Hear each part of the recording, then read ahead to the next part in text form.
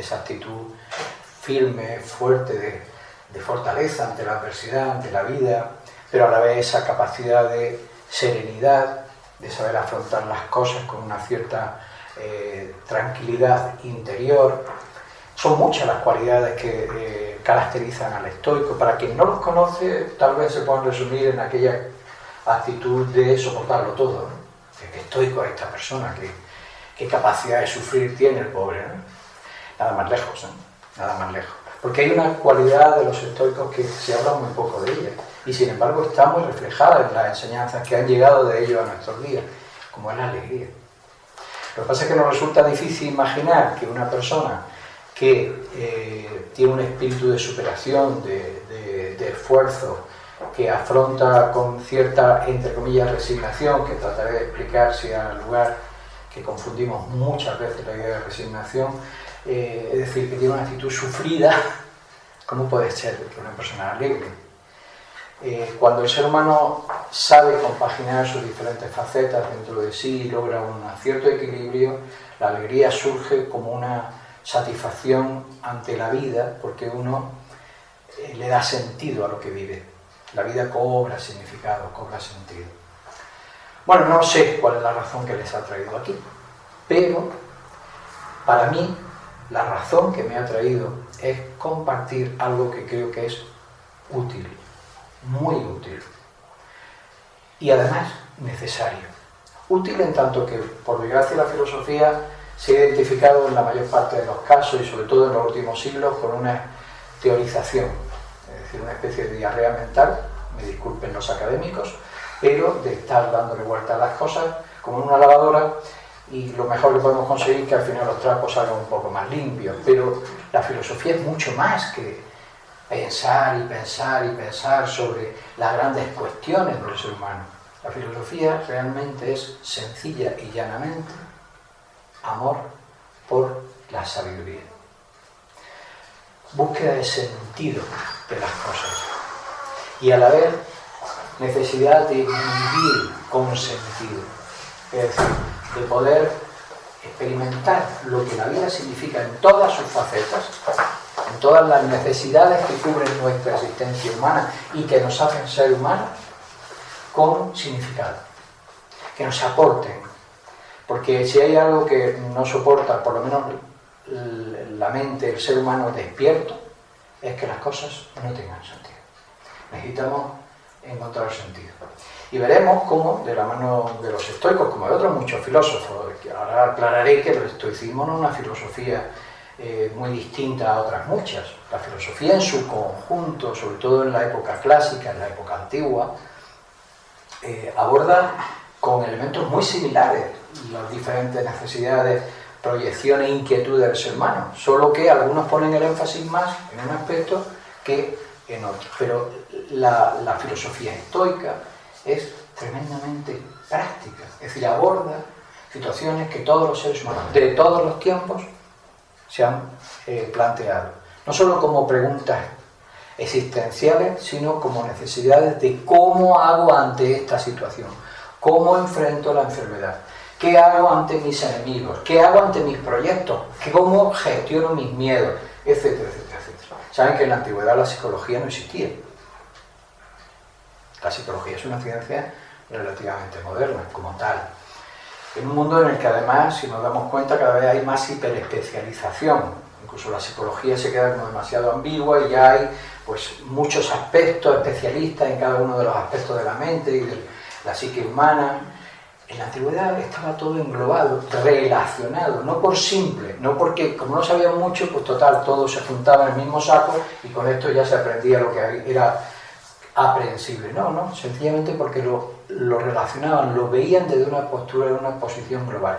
Y la filosofía englobaba la psique humana, cómo gestionar nuestras emociones. Ahora que se ha puesto tan de relieve la necesidad de la inteligencia emocional, eso lo vamos a encontrar en todos los filósofos antiguos, y especialmente en los estoicos, porque los estoicos suponen un proceso en la evolución del pensamiento, sobre todo occidental, hablamos de la cuenca del Mediterráneo, en el que llega un momento que hay una gran necesidad de consejos prácticos.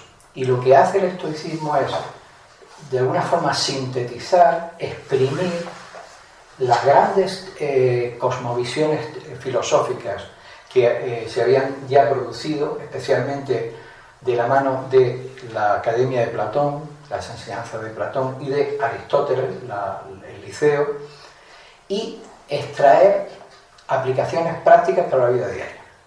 Y además consiguen atravesar el tiempo, primero porque todo el mundo, aunque no tenga una inquietud demasiado profunda, va a encontrar elementos prácticos, sino además porque sus enseñanzas se expresan en frases, pensamientos sencillos, claros, escuetos, pero contundentes. Y han llegado hasta nuestros días.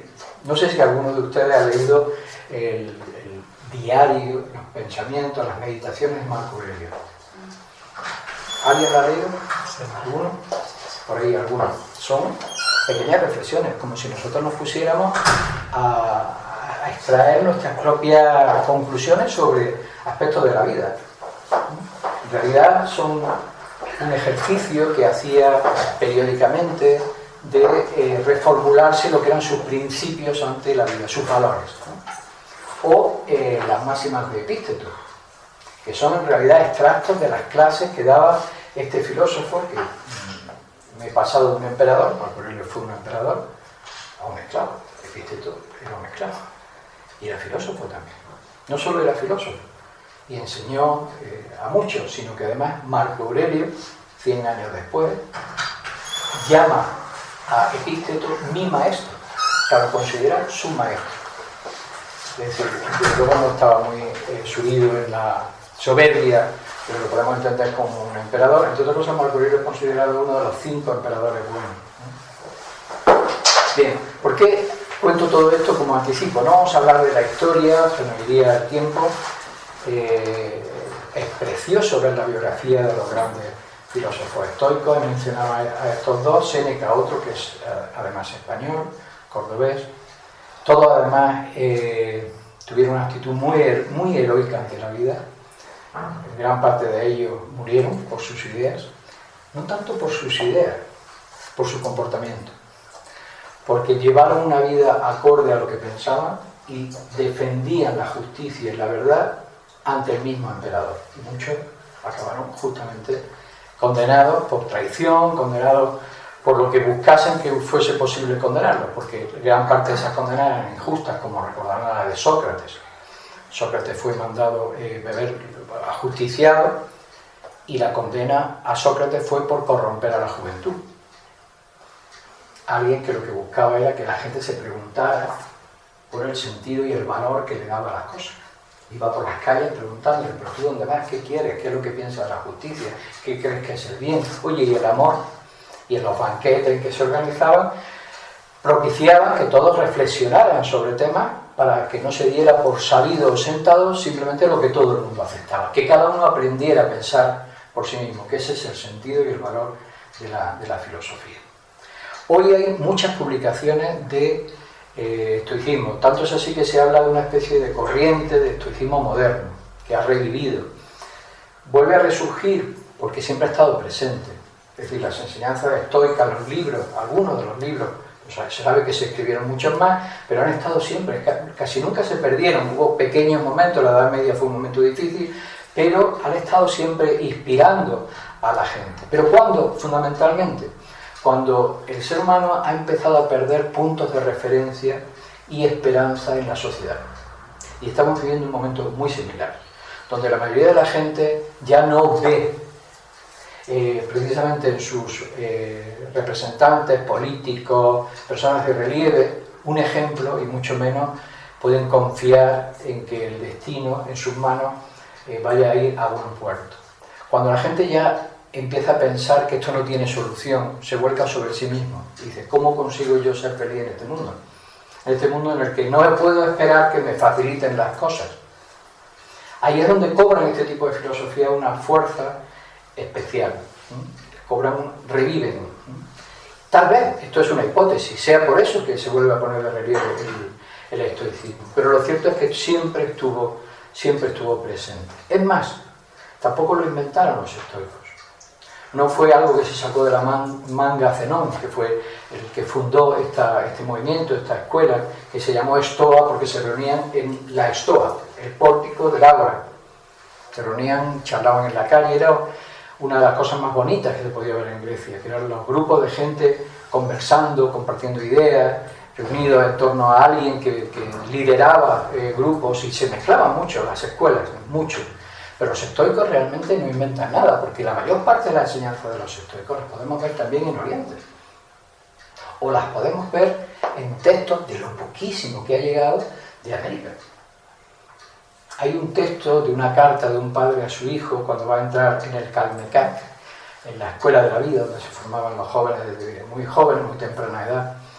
Y todo lo que se puede ver en esa carta que ese padre le recomienda a ese hijo está igual, muy similar en los estoicos. Recuerdo, no te quejes, te aprende a soportar con firmeza lo que te manden. Esto que puede parecer simplemente una forma de decir, mira, esto es una manera de tener súbditos, ¿no? Gente subyugada. Veremos que en los estoicos la mayor aspiración es hacer al hombre libre. No están hablando de gente que simplemente se vuelve sumisa ante la dificultad. No. Gente que se vuelve fuerte ante la dificultad. Es distinto. De manera que está por encima de la adversidad. Pero sabe reconocer lo que puede cambiar y lo que no. Hablaremos de eso ahora cuando entremos en algunos de los claves o de los consejos fundamentales que el estoicismo nos da. Yo voy a tratar de ser breve, cosa que será un milagro si lo consigo. Suelo tender a hablar más de la cuenta en el tiempo. ¿Por qué me gustaría que tuviéramos una parte de preguntas, de charlas, de que ustedes pudieran, ya sea de lo que hayamos visto o porque traigan algunas dudas, algunas preguntas o temas que les gustaría que pudiéramos abordar, y que si yo está en mi mano poder ofrecer algo, pues podamos charlar, podamos hablar. Es la mejor forma.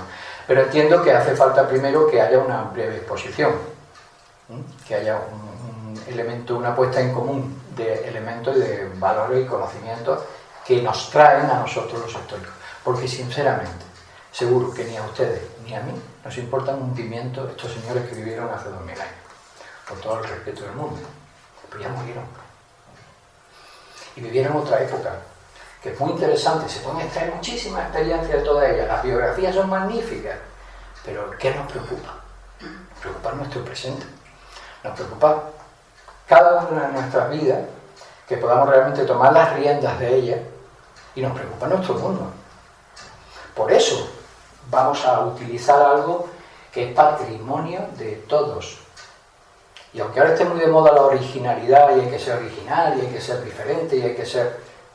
Por Dios, si tenemos un patrimonio que es gratis de toda la humanidad, que es la experiencia acumulada y sintetizada por estos grandes personajes, estos grandes filósofos que a lo largo del tiempo han tratado de convertir en algo transmisible a las generaciones futuras, algo que realmente puede inspirar y puede orientar. Bien, hoy en día, cuando hablamos del estoicismo, la mayor parte de las publicaciones que se pueden encontrar y los diferentes ámbitos, porque hay un ámbito deportivo muy importante donde el estoicismo ha calado muy bien, precisamente por ese espíritu de superación, porque la actitud filosófica estoica tiene mucho de deportiva, de superarse, de vencer los propios límites.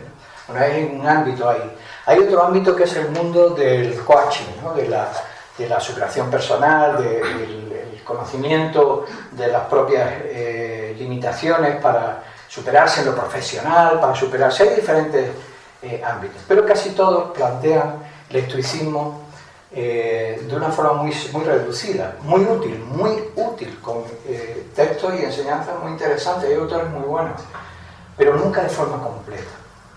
De manera que lo que vamos a encontrar en la mayoría de los casos son consejos y enseñanzas desde el punto de vista psicológico, para desarrollar la voluntad, la capacidad de resiliencia, desde el punto de vista psicológico, que no es despreciable en absoluto, pero el estoicismo, para dar los consejos, de vida prácticos va a un nivel más profundo y plantea toda una cosmovisión de la existencia. Y aunque hablar del origen del universo, del sentido de la vida, del más allá de la muerte, que hablan muy poco, no nos puede parecer práctico, porque lo que nosotros queremos es saber cómo enfrentar nuestros propios miedos, cómo lograr una mayor independencia en mi forma de sentir y de pensar, cómo, sin embargo, la raíz de todo ese potencial para los estoicos está en el interior más profundo del ser humano, que es en el sentido que le dan a la vida. Cuando una persona no le ha dado un sentido que permita que todo encaje, lo bueno y lo malo, que todo encaje, está perdido. Hay una frase de Séneca que ha sido repetida por muchos autores, que viene a decir algo así como: no hay viento favorable para quien no sabe a dónde va. Para un navegante, si no sabe a qué destino se dirige, no puede haber viento favorable. Un mal navegante, ¿qué espera? Que todos los vientos le sean favorables. Pero es un muy mal capitán de barco. El capitán de barco lo que sabe, tiene claro dónde tiene que ir. Y ahora aprende a manejar los vientos. Habrá vientos que le sean favorables, vientos en contra. ¿Qué hace con los vientos en contra?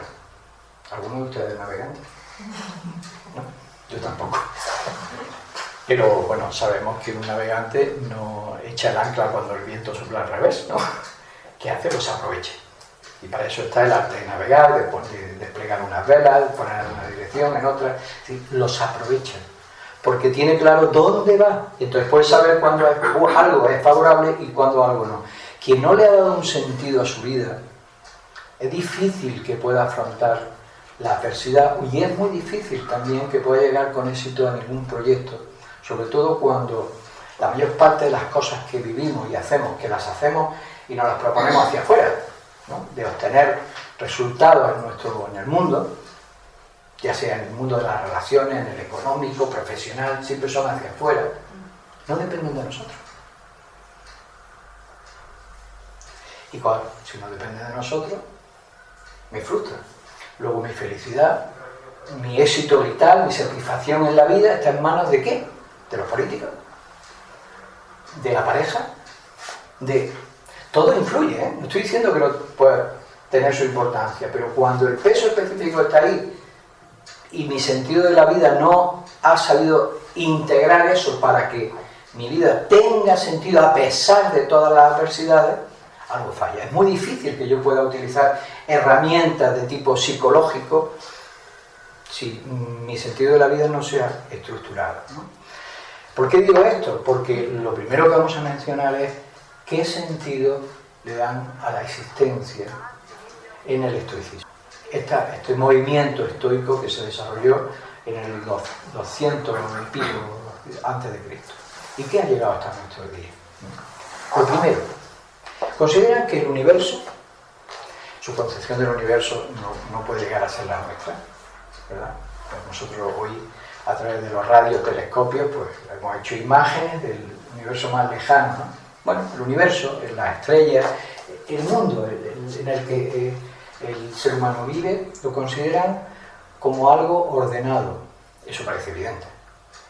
Desordenado, muy desordenado no está, porque no chocan las estrellas, aunque sabemos que hay fenómenos impresionantes, ¿no?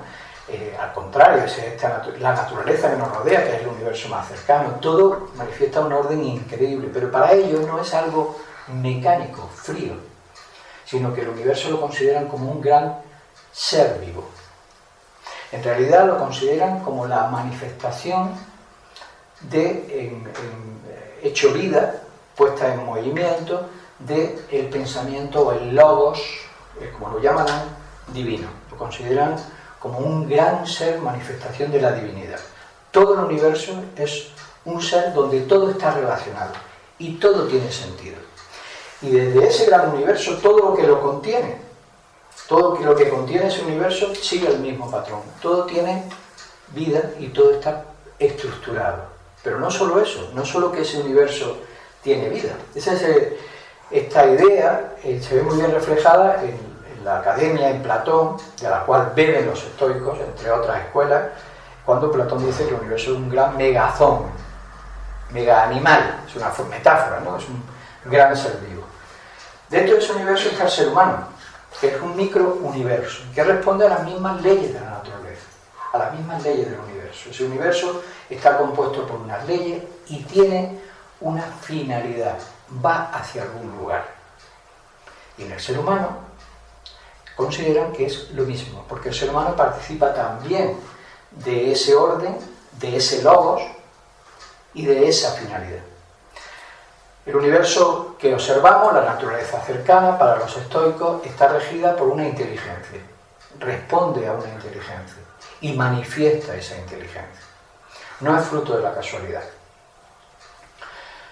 Esto que podría parecer una evidencia, y sobre todo para un científico, porque cuanto más se profundiza en la observación de la naturaleza, más te puedes llegar a sorprender de la perfección, organización y complejidad de estructura. Sin embargo, se da por hecho de que todo es fruto de la casualidad. En nuestro tiempo actual. ¿No es así? Pues se considera que todo es fruto de la casualidad. Marchas y contramarchas que han ido haciendo que de una forma mecánica pues se haya estructurado esta complejidad del cosmos. ¿Pueden imaginar cuántos cosmos, cuántas edades cósmicas harían falta para, yendo a marcha y contramarcha, prueba y error, llegar al nivel de complejidad que tiene simplemente una ameba? No sé si lo han pensado alguna vez, ¿eh? Pero es imposible. O por poner un ejemplo que usó una filósofa del siglo XIX, que es muy gráfico, muy gráfico. Si pensamos que el universo es fruto de la casualidad, es decir, que no hay una inteligencia que lo impulsa, que lo ordena, por lo menos en líneas generales, tendríamos que aceptar, si aceptamos que esta maravilla es fruto de eso, de la casualidad, pues tendríamos que aceptar que si tiramos por un balcón un montón de trastos, cables, pintura, madera, imagínense un tercer piso, cuarto piso, y cuando llegue al suelo, quepa la posibilidad casual de que lo que llegase al suelo fuese un órgano en el que estuviese sonando una fuga de Bach, o un piano y estuviese sonando una pieza de Chopin. ¿Eso es posible? ¿Hay alguna mínima probabilidad? ¿Hay algún matemático en la sala? No un médico, un matemático. No hay probabilidad. No puede suceder. Nuestro sentido común nos dice que eso no puede pasar, ¿no? O piensan que hay posibilidad. No puede suceder. ¿Y eso qué es comparado con pensar que el cosmos se ha forjado también por casualidad? Para los estoicos, como para la mayoría de los filósofos, uno de los elementos esenciales a la hora de evaluar si algo puede ser cierto o no, porque tampoco se trata de llegar a dogmas, no, esto es así, no, simplemente si esto puede ser cierto o no, es el sentido común, que es el menos común de los sentidos, por desgracia. Sentido común me decía, a mí esto no me... Sin embargo, lo hemos aceptado todo es fruto de la casualidad. Claro, esto complica las cosas, ¿no? Porque si todo es fruto de la casualidad, si la vida no tiene un sentido, ni tampoco tiene una dirección concreta, vamos a ver que todo lo que valoramos como seres humanos se derrumba. ¿Qué sentido tiene? ¿Por qué yo voy a respetar antes la justicia que la injusticia? ¿Por qué voy a respetar a otra persona? Si esto es una lucha del más fuerte, del que sobreviva. No nos han dicho que además este mecanismo a través del cual ciego que se ha ido construyendo la evolución es una lucha de supervivencia del más fuerte. No nos han enseñado eso. Y es cierto que existe una selección dentro de la naturaleza, pero no es la gran ley. Aparte que está muy manida, muy manida. Si conocieran un poquito de biología sabrían que no es la selección del más fuerte, sino de los grupos que mejor se adaptan, que ya hay una variación importante en la forma de describir el asunto. Pero esto ha hecho la batalla de o sobrevive o mata o muere, ¿no? Es un poco la mentalidad que se acaba imponiendo en una selva cuando uno trata de sobrevivir. Esto es lo que los estoicos en su momento trajeron para intentar derribar, y esto es lo que tratamos ahora de también intentar derribar. Un mundo sin valores, un mundo sin sentido, un mundo en el que no es que tengamos el sentido clarísimo, sino en el que tenemos que buscarlo porque creemos que existe. Tenemos que encontrar un significado. Para los estoicos ese significado es desarrollar un potencial que está guardado. El universo, para ellos, nace, se manifiesta para desplegar todo un potencial latente que tendrá que manifestarse. Para el ser humano exactamente igual. El ser humano, como parte de ese universo, guarda un potencial que tiene que manifestarse. Para poder entenderlo, voy a tratar de ilustrarlo con un sencillo ejemplo. Cojan una, se lo pasan, cojan uno de lo que hay dentro y a ver si son capaces de decirme qué es lo que hay. No se lo coman. A ver, ¿qué estáis viendo? ¿Qué tenéis en la mano? ¿Una nuez? ¿Todos ven una nuez? ¿No? ¿No? ¿Qué es eso? Es una nuez, eso es evidente. Para el que la haya visto alguna vez, que no la haya visto nunca, no sabe que es una nuez, ¿no? Se supone que la nuez está dentro, lo que vemos en la caja, que ya es suponer, ¿de acuerdo? Es decir, ¿dónde está el potencial de la nuez? Dentro. Mira que empieza a enseñarnos la naturaleza. Pues para ellos, el universo es como una nuez. Ese ejemplo no lo van a poner, ¿eh? Esto es un ejemplo moderno, de este estoicismo moderno, pero es lo mismo. Es decir, es una semilla, eso sí, que guarda todavía algo que tiene que desplegarse. Pero la ignorancia nos hace creer que esa nuez, conforme vaya desarrollándose, conforme vaya creciendo, si nosotros no supiésemos cómo funciona la naturaleza, ¿cómo imaginaríamos una nuez de mayor después de haber crecido? Una nuez muy grande, cada vez más grande, una nuez súper gigante, porque es la forma que entendemos que se desarrollan las cosas cuantitativamente. Pero sabemos que no es así, ¿verdad? Ahí, en esa nuez, hay algo más. ¿Qué hay? Hay un nogal. Y para quien sabe mirar, para quien depende cómo lo mire, dice, no, aquí hay un nogal en potencia. Aquí hay un nogal en potencia. ¿Qué significa? Que aunque no se parezca en nada, porque no sé en qué se puede parecer un nogal, a esa pelota, se parece más a un cerebro. Alguien podría decir, esto es el cerebro de algo. El nogal tiene muchas pelotas. Pero ahí hay un árbol, ¿cierto, no? Y un árbol que guarda un montón de posibilidades, entre otras cosas, de regenerarse, de dar más nueces. ¿Y hay algo más? Hay un bosque. Hay un bosque de nogal. A nivel humano, la metáfora es la misma. El ser humano guarda un montón de semillas interiores que están esperando a realizarse. El sentido de la existencia para el estoicismo es el desarrollar, desplegar el potencial que como seres humanos traemos. Potencial que ha de desplegarse y desarrollarse. En la medida en que se despliega y desarrolla, puede construir bosques, es decir, comunidades de árboles, que es lo que hacemos cuando construimos ciudades, ¿cierto? Pero la ciudad, es decir, las comunidades, las posibilidades de convivencia entre seres humanos, son la capacidad que el ser humano tiene de vivir individualmente, en base a todo lo bueno que aporta el conjunto y la convivencia, vivir individualmente lo que de alguna forma representa como microcosmos, ese macrocosmos. ¿Me explico?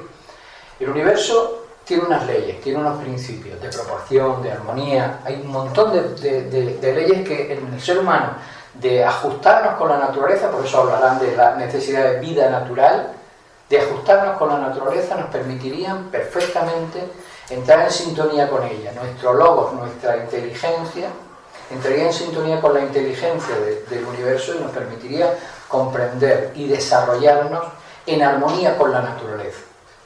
Pero hay una serie de factores que lo impiden.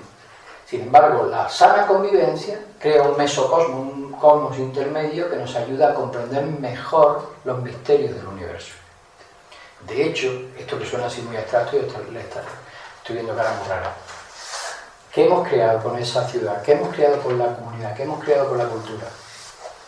Hemos creado el arte, hemos creado la ciencia, hemos creado la política, no lo que hoy en día se entiende por política, sino el arte de convivir, ¿sí? Y de poder hacer que se manifieste mínimamente la justicia, ¿no?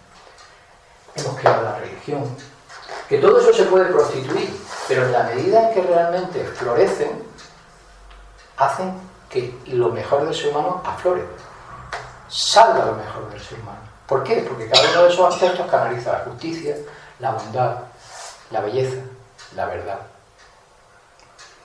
que son las aspiraciones del ser humano natural. ¿Qué hace un ser humano feliz?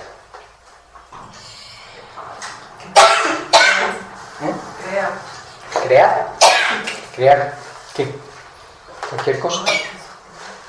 Cualquier cosa o dar a luz. Crear es como que descubrir que uno es partícipe para dar forma a algo. A eso te refieres. Y comerse un helado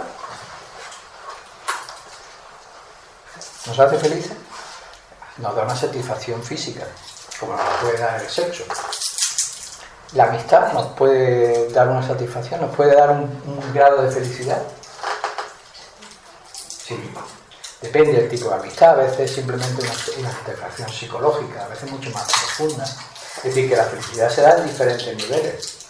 Se da a niveles físicos, psicológicos. Comprender algo que a uno le preocupa, darle sentido a las cosas, nos puede dar felicidad. Vaya que sí. Cuando de pronto comprendemos algo, entendemos algo, no de los estudios obligados académicos, sino ante nuestras preguntas de la vida. ¿Se siente satisfacción? Y cuando empezamos a realizarnos como seres humanos, a crearnos, a poner en acción nuestro potencial, cuando nos realizamos como personas, nos sentimos felices, quizás eso sea una de las máximas felicidades.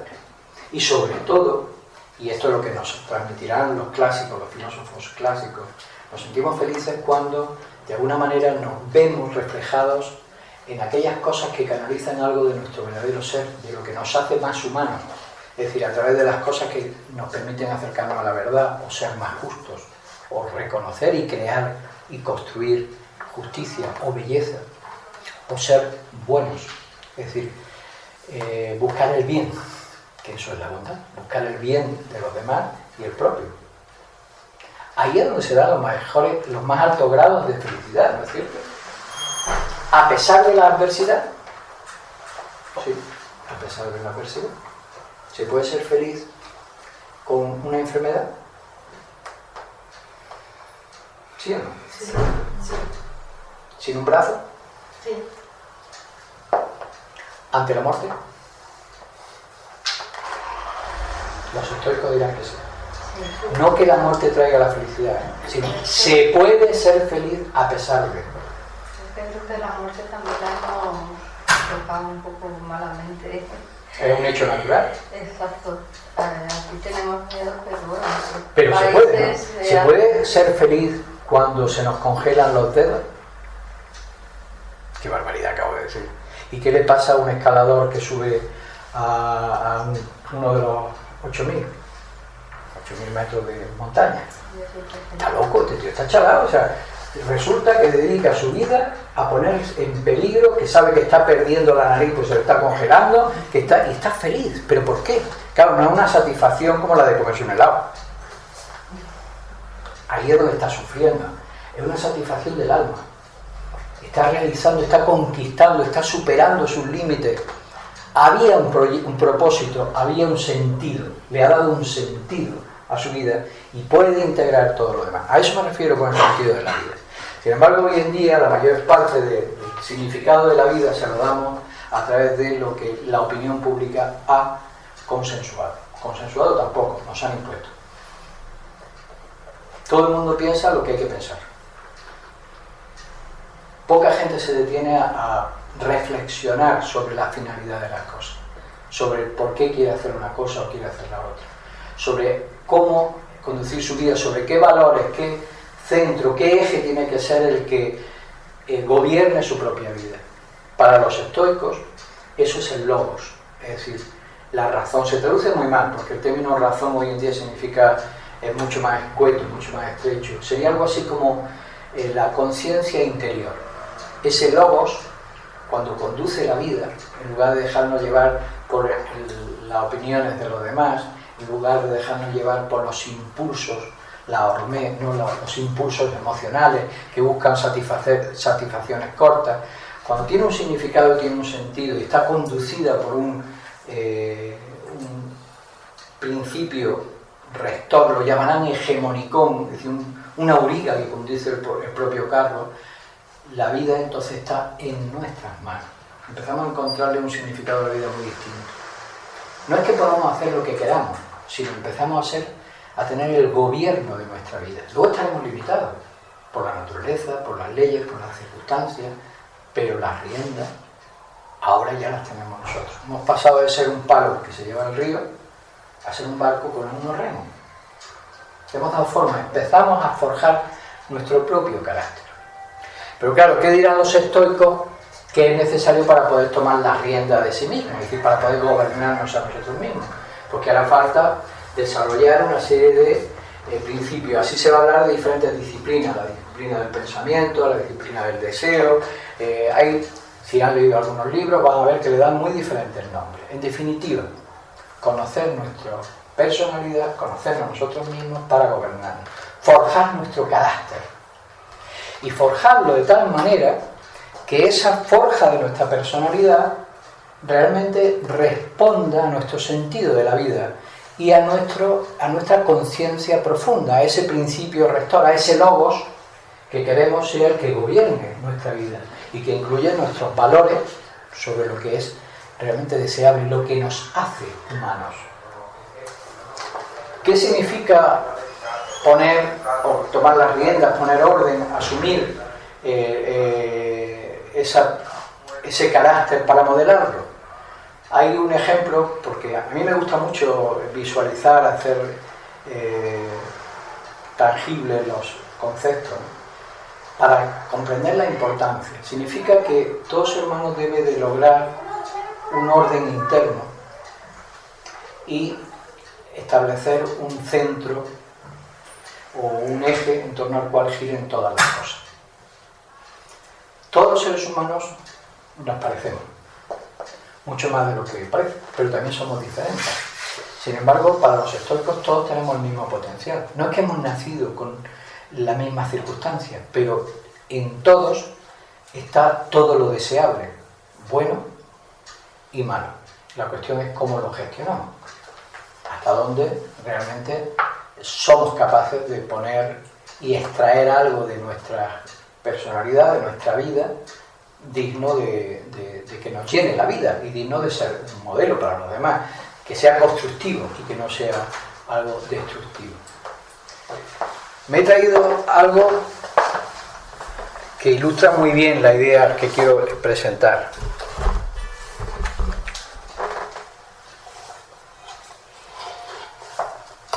¿Saben lo que es, no? Bueno, estos son dos arpas. Esta es un poco vieja, un poco rota. Y esta, bueno, de hecho, esta tiene un sonido extraordinario. ¿Qué diferencia hay de una a otra realmente? ¿Dónde está la diferencia observable en principio? El color. Si la ven más de cerca verán que está perfecta y esta está reventada. Está rota.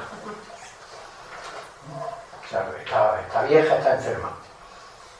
Tiene pocas posibilidades. Se puede reparar. Se puede reparar. Pues la mayor diferencia no está en lo que se ve. Está en esto. Y lo van a notar enseguida.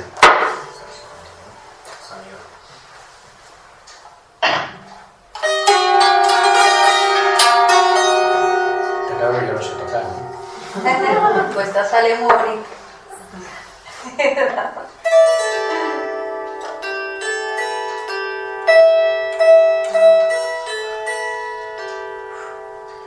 ¿Dónde está la diferencia? Suena divina la vieja.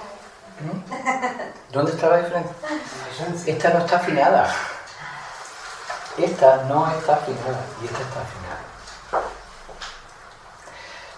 todos tenemos una serie de cuerdas, es decir, de naturalezas, de yoes, de aspectos, de necesidades físicas, psicológicas, de sueños, miedos, es decir, hay un conjunto de realidades dentro de nosotros. No vamos ahora a entrar en detalle porque hay escuelas de filosofía que nos van a dar infinitos detalles sobre eso, bellísimas, ¿no? Además he cogido arpas que tienen 7 cuerdas con toda la intención, que el número de cuerdas tenía el arpa de Apolo, o 7 o 3, ¿no? Porque hay definiciones en Oriente que nos hablan de 7 vehículos dentro del ser humano. Lo importante que es, todos tenemos esas cuerdas, todos tenemos esos elementos, pero están caóticos, están desordenados. Afinar el propio instrumento es construir el propio carácter. No es tener un carácter original o decir, es que yo soy así. Nadie es de ninguna forma. Estamos siendo. Porque el ser es mucho más profundo. El ser así es una excusa para no cambiar. Y tampoco tiene sentido que cambiemos porque nos lo impongan. Lo interesante es que descubramos cómo queremos ser. Y eso es lo que plantearán los estoicos. La necesidad de superar la condición animal, que es solo instintiva y siguiendo los impulsos que nos surgen de nuestra naturaleza más animal, para ir poniendo orden. Es decir, que nuestro mundo interior tenga algo que está fuera de esto, que es el músico. Ese es el hegemonicón, esa es la conciencia interna, ese es el logos. Yo puedo tener una personalidad perfecta, bellísima, además hoy en día lo que más se cuida, ¿no? El brillo exterior. Pero si no está armonizada, es decir, si no está afinada, me sirve de bien poco. Pero vamos a suponer que incluso la hemos afinado. Vamos a suponer que hemos logrado establecer un equilibrio interno. Somos personas que logramos mantener la serenidad, que sabemos gestionar nuestras emociones, que sabemos enfocar nuestro pensamiento, discernimos con cierta claridad, no nos dejamos llevar por... Vale, de acuerdo, sí. Pero ¿qué vamos a hacer sonar con eso? Tenemos canción, tenemos algo que hacer en la vida, tenemos propósito, tenemos finalidad, porque no todo es tener el instrumento afinado, hay que tener un sentido, y que ese sentido para los estoicos además debe de involucrar a los demás, un sentido de bien común. Entonces, cuando el ser humano empieza a realizarse con mayúsculas, es decir, cuando logra establecer el orden entre sus pensamientos, emociones, actos, mínimo de equilibrio, y además esa personalidad, esa vida, tiene un propósito que te llena plenamente y es constructivo para el bien común. Y ahí está el máximo de la felicidad. Porque si bien los estoicos rehuyen de todo lo que no depende de ellos, y es una de las cosas que más habrán oído, ¿no? Tienes que saber reconocer lo que depende de ti y lo que no. Esta es una de las máximas estoicas más famosas, que por famosa no deja de ser importante, es la más importante. Es decir, ante las cosas, no persigas lo que de ti no depende. Somos infelices porque nos dejamos llevar por un deseo constante de las cosas que de nosotros no dependen. ¿Y cómo vamos a ser felices si al final nos frustran las circunstancias, otras personas? No podemos ser felices así. Luego, tienes que reconocer qué es lo que de verdad depende de ti. Céntrate en eso. Pero claro, el mundo no es tan simple. No depende. Hay un mundo intermedio enorme de cosas que dependen a media. En parte sí y en parte no. ¿Y qué hace falta para reconocer eso? Discernimiento. Pues ese es el principio estoico más redondo. No persigas lo que de ti no depende, reconoce lo que de ti depende y ten fortaleza, voluntad para desarrollar lo que está en tu mano. ¿Y qué hago con lo que no está en mi mano y me hace sufrir? Porque hemos reconocido que el estoicismo es una capacidad de saber afrontar la adversidad. ¿Qué hago con lo que me hace sufrir? Lo acepto. Pero no lo acepto porque me resigno y bajo la cabeza y digo, soy un desgraciado víctima de la vida. Sino lo acepto como lo acepta el guerrero, no la víctima. Lo tomo como una prueba. Esta adversidad lo que viene es a fortalecerme. Y ahí es donde tenemos las dos posiciones ante la vida. Uno, la de víctima, y la otra, la de guerrero.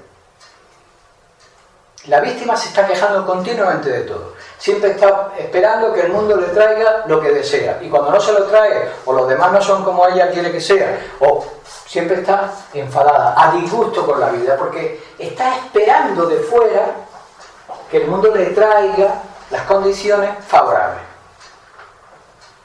¿Qué hace el guerrero? ¿Qué hace el deportista? Porque políticamente es incorrecto hablar hoy en día del guerrero, ¿no? Es bien lo mismo, al final es enfrentarte con lo que está mal. Bueno, ¿qué hace el deportista? Se lo toma deportivamente. Dice, cuidado, yo lo que voy a hacer es, a través de la adversidad, fortalecer mis cualidades. Me voy a medir. Pongamos un ejemplo. Un deportista que va a la Olimpiada y sueña con ganar una medalla de oro. ¿Quién no? Supongo que más de uno de aquí hace deporte. ¿Depende de uno ganar la medalla de oro? Pregunta. Intentarlo, sí. ¿Perdón? Intentarlo, sí. O sea, en parte sí. Hay una parte que depende de uno, pero hay una parte que no. Y no pequeña. Puede haber otro mejor que tú. Puede ser que esté amañado el premio. No vamos a pensar que fuese así, pero podría ser. Es decir, puede haber muchos factores que hacen que no te reconozcan tu valor. ¿Puede pasar o no? Sin embargo, si tú te tomas el deporte como una forma de competir con tus propias debilidades, ser mejor cada vez, midiéndote con los mejores, porque por eso te quieres medir con los mejores. Un buen deportista no dice, yo quiero que los que estén en mi carrera no sepan correr. Porque aunque sea por orgullo, dice, es que no va a lucir mi victoria, joder, si los que corren a mi lado han venido de dedo, ¿no? Como esta corredora que metió en no sé qué país en atletismo, que bueno, a todas luces no sabía correr, era la prima o la sobrina de alguien. Pero algo escandaloso, porque era un campeonato a nivel mundial. No, tú quieres medirte con los mejores. ¿Pero por qué? Porque eso te va a llevar al límite de tus posibilidades para intentar superarlas.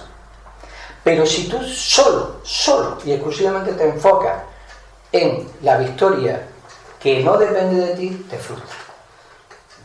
La vas a buscar, pero sabes reconvertir la situación, porque en el fondo tú lo que estás buscando es superarte a ti mismo. Porque puede suceder que ya la tengas. Puede ser que tengas ya la marca máxima del mundo. Y ahora ya no tiene sentido la vida. ¿Qué vas a buscar? Superarte en la próxima, tu propia marca. Ahora estás compitiendo contigo mismo. Quien solo buscaba los honores, quien solo buscaba el éxito externo, cuando cree que ha llegado, y cuando se llega, sabéis que lo único que queda es irse, ¿no? Porque quedarse no se puede lograr. Es decir, todo está en movimiento, todo fluye. Bien, ponía este ejemplo porque en la enseñanza estoica, filosófica de la antigüedad, antes había yo un reloj y ha desaparecido, y ya estoy yo perdido. ¡Qué barbaridad! Así no vamos a empezar. Es que te pones a hablar y se te da. Sí, ya lo he repetido. De todas maneras está el libro. Mira. En el libro está muy comedido todo, con el tiempo. El libro realmente resume muy bien y con muchos ejemplos. Además está lleno de ejercicios prácticos, porque antes he mencionado que la filosofía estoica, como toda la filosofía clásica, es tremendamente práctica. Pues bien, los estoicos proponían muchos ejercicios, llamémosle filosóficos, espirituales, no tienen nada que ver con lo religioso, pero sí ejercicios para fortalecer esas cualidades internas, que están dirigidas a la voluntad, al discernimiento, a la disciplina interna. Hoy se identifica mucho el estoicismo con el desarrollo de la disciplina, del coraje, que es esa voluntad de defender lo que uno cree que debe de defenderse, para empezar, la propia dignidad frente a cualquier adversidad. Pero claro, quien es cobarde, es decir, quien sus miedos le tienen aprisionado, difícilmente puede. ¿Y por qué estamos cargados de miedo? Porque tenemos impresiones, es decir, imágenes mentales, prejuicios dentro, forjados por las circunstancias, que nos hacen no ver la realidad. Tenemos una visión muy distorsionada de la realidad. Tememos mucho más a cosas que probablemente no pasen que a lo que está pasando. tememos más el futuro y el pasado que vivimos el presente. Carpe diem, ¿te suena? Se ha identificado muy mal. ¿Por qué? Y con esto vamos a dar paso a las preguntas, porque si no, no vamos a tener huevo. Carpe diem viene a significar algo así como vive el momento, ¿no? ¿Y cómo se entiende vive el momento? Vive el momento, no te preocupes de nada y disfruta, ¿no? ¿Es cómo se entiende? Que ponéis carpe diem. Aquí y ahora. Si solo entendemos el carpe diem, que es está acuñado en el mundo latino, ¿no? Antiguo, como vivir el presente sin saber a dónde voy y sin recoger ninguna experiencia del pasado, somos poco menos que una hoja en medio de un torrente de agua. Somos nada. Y difícilmente podemos vivir con intensidad nada. Porque el ser humano es su propia biografía, es su memoria y también son sus sueños. Sin embargo, ¿qué significa entonces vive el momento? Vive en el aquí y en el ahora. Significa que logres romper esa fragmentación del pasado, el presente y el futuro. Y que en todo momento estés focalizado en lo que haces con toda tu intensidad para hacerlo de la mejor manera posible, para que se refleje lo mejor de ti y te puedas realizar a través de lo que haces. Pero eso no es posible si no eres un reflejo de tu experiencia pasada y sabes a dónde vas. O sea, vivir el presente no es vivir sin futuro y sin pasado, que te importa un pimiento, sino integrarlos en el momento presente. Y si vivimos el presente, gran parte de los miedos se van, porque la mayor parte de las cosas que tememos no sabemos si van a pasar. Y si tememos cosas que seguro que van a pasar, lo que tenemos es que reflexionar sobre qué valor le estamos dando a eso. Por ejemplo, la muerte. Todo el mundo teme la muerte. Bueno, supongo.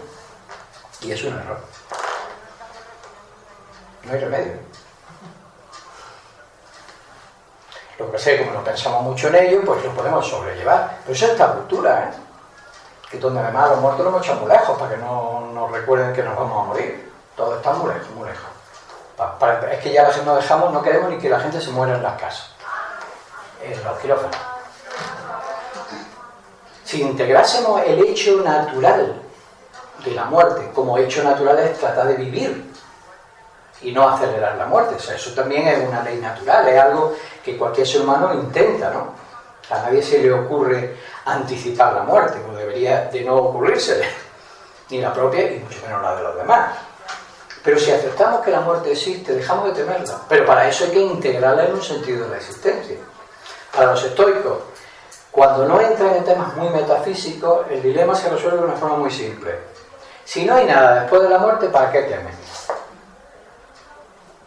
Y si hay, pues ya te enfrentarás a ello cuando llegue.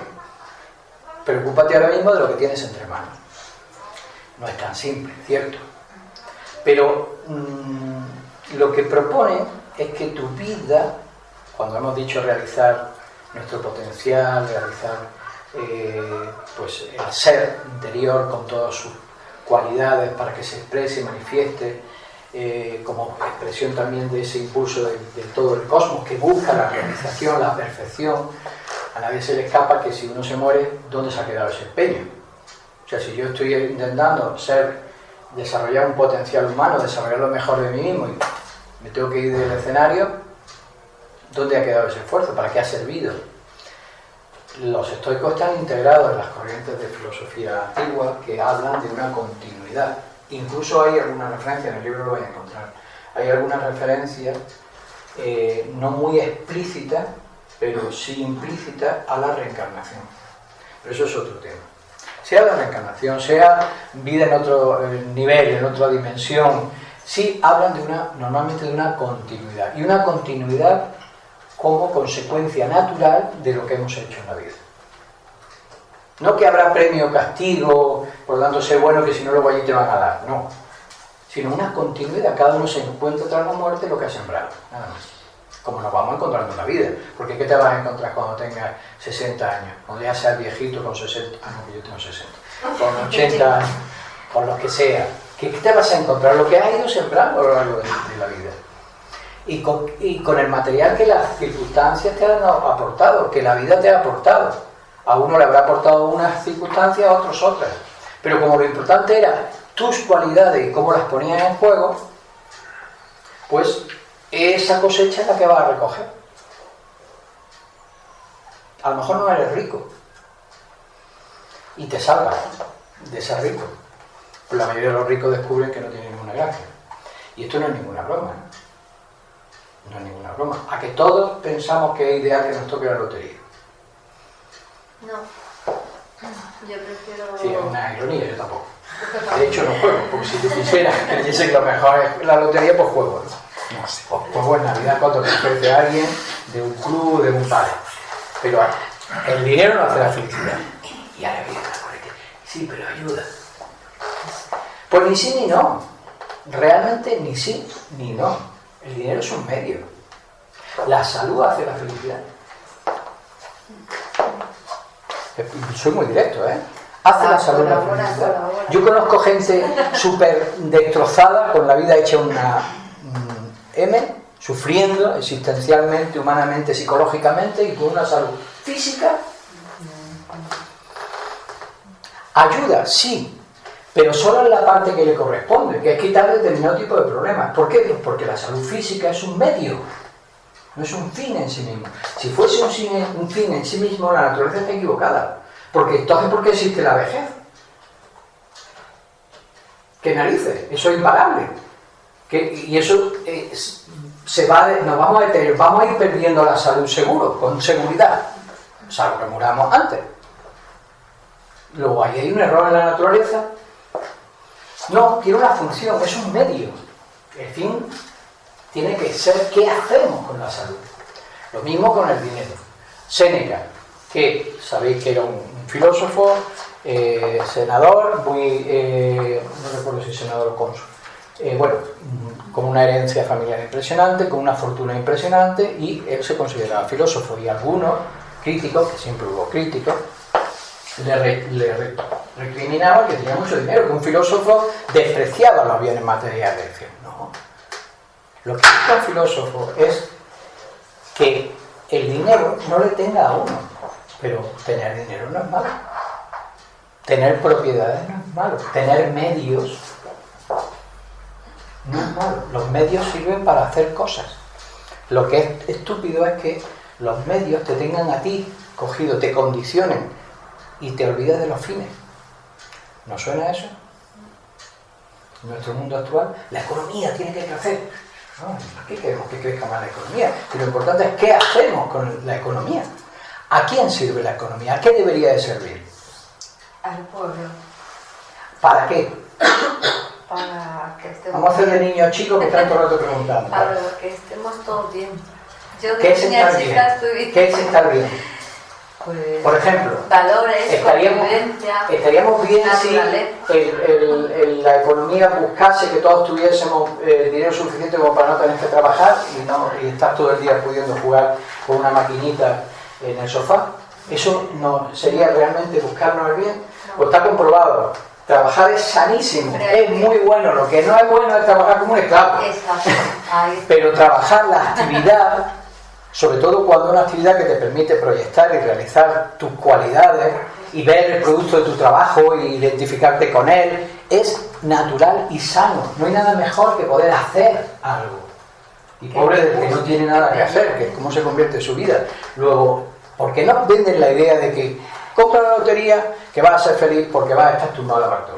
Claro, todos pensamos, sí, pero en el fondo, bueno, pues se han hecho estudios, no penséis que esto es simplemente una prescripción, se han hecho estudios muy serios sobre el efecto de enriquecimiento de golpe en mucha gente, para los que les toca la lotería. Durante el primer mes, 2 meses, tienen un sentido de felicidad impresionante. ¿Por qué? Porque empiezan a gastar, a comprar, o simplemente se le van todos los miedos que tenían, ya no tengo que preocuparme por el mes a mes, ya un mes, ¿no? Al mes vuelve el mismo estado de satisfacción vital que tenían antes de que le tocara la lotería. Porque a lo mejor ahora los miedos no están proyectados sobre las mismas cosas, es decir, ya no se tienen que preocupar del dinero de la hipoteca, ahora se tienen que preocupar del dinero que no se lo roben. Pero no porque tenga que ser así, sino porque esos miedos están en él. Es decir, es un problema que tiene esa persona que todavía tiene una inseguridad, ciertas debilidades psicológicas que no ha resuelto. Y cambia el escenario, pero no ha cambiado por dentro. Y como no ha cambiado por dentro, su nivel de infelicidad o de satisfacción vital es el mismo. El dinero no lo ha hecho mejor. Y en algunos casos peor. ¿Por qué? Problemas familiares.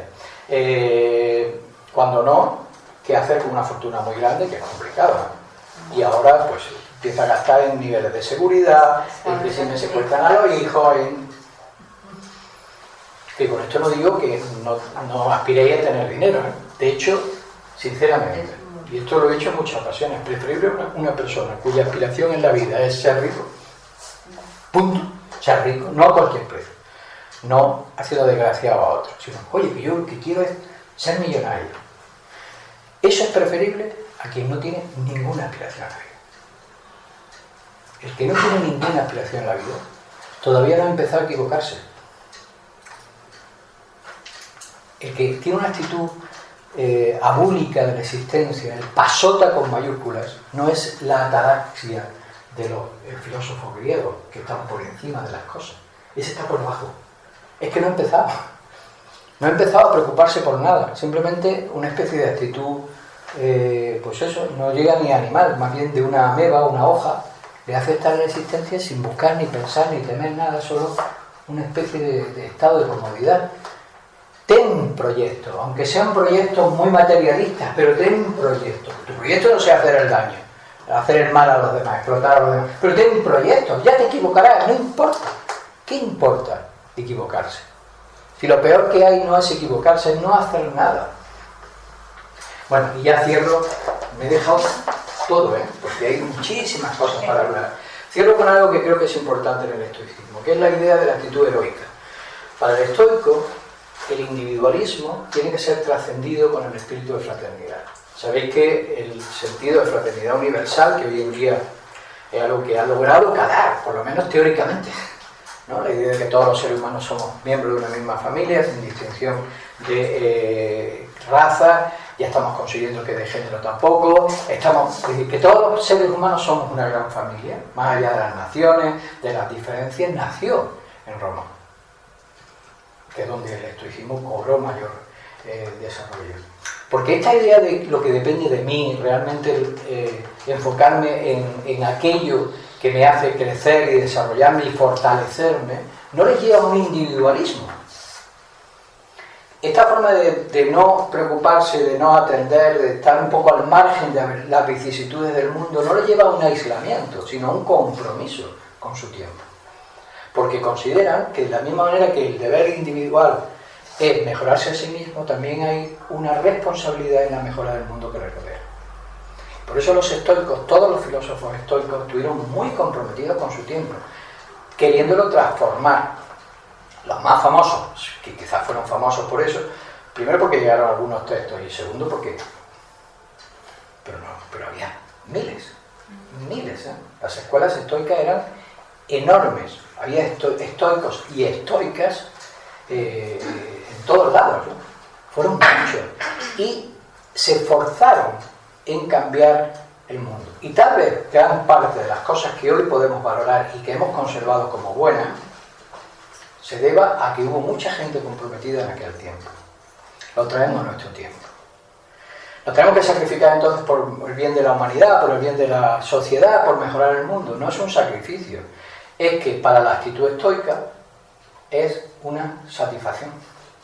Es decir, si yo no puedo contribuir al bien común, no me siento bien. Y me siento bien cuando puedo contribuir.